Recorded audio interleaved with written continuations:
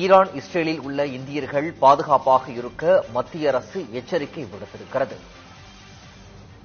Iran இஸ்ரேலில் உள்ள இந்தியர்கள் பாதுகாப்பாக இருக்க மத்திய அரசு எச்சரிக்கை விடுத்திருக்கிறது.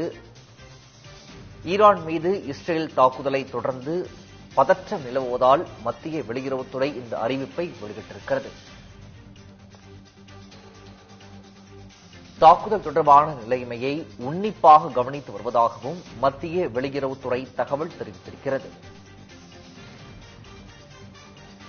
ஈரான் இஸ்ரேல் நாடுகள் பொறுமை காக்கவும் இந்திய அரசு வலியுறுத்தி வருகிறது.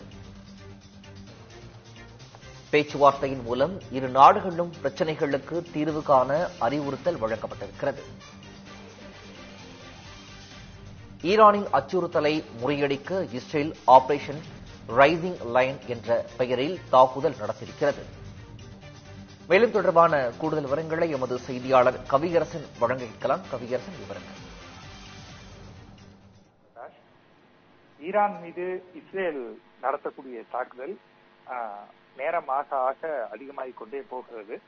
அது தொடர்பான பல்வேறு தகவல்கள் வந்த வண்ணம் இருக்கின்றன. தற்போதைய நிலவரப்படி ஈரானுடைய முப்படை தளபதியும் இந்த தாக்குதலில் உயிரிழந்திருப்பதாக சொல்லப்பட்டிருக்கிறது.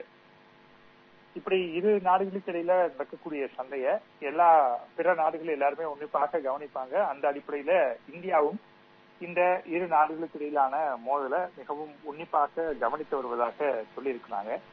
வெளியுறவுத்துறை அமைச்சகம் ஒரு அறிவிப்பை கொடுத்திருக்கிறாங்க. என்ன சொல்லியிருக்காங்க அப்படின்னா, இந்த மோதலை நாங்க ரொம்ப உன்னிப்பா பார்த்துட்டு இருக்கிறோம். எங்களை பொறுத்த வரைக்கும் இரு நாடுகளும் தாக்குதலை கைவிடணும், மேற்கொண்டு சண்டையை தொடரக்கூடாது, பேச்சுவார்த்தை மூலமா நீங்க தீர்வை காணலாம் அப்படின்றது ஒரு விஷயம் அவங்க சொல்லியிருக்கிறது. இன்னொன்று இந்தியர்கள் பாதுகாப்பாக இருக்கணும், ஈரான் மற்றும் இஸ்ரேல்ல வசிக்கக்கூடிய இந்தியர்கள் பாதுகாப்பாக இருங்க அப்படின்னு மத்திய அரசு அறிவுறுத்தலை கொடுத்திருக்கிறாங்க. ஏன்னா இது மாதிரியான நேரத்துல திடீர்னு அங்கிருந்து கிளம்பி வர முடியாது. அதனால இருக்கிற இடத்துலயே பாதுகாப்பாக இருங்க.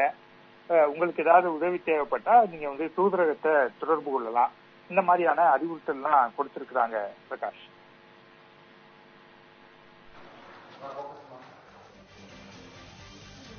விவரங்களை வழங்கியமைக்கு நன்றி கவியரசன்.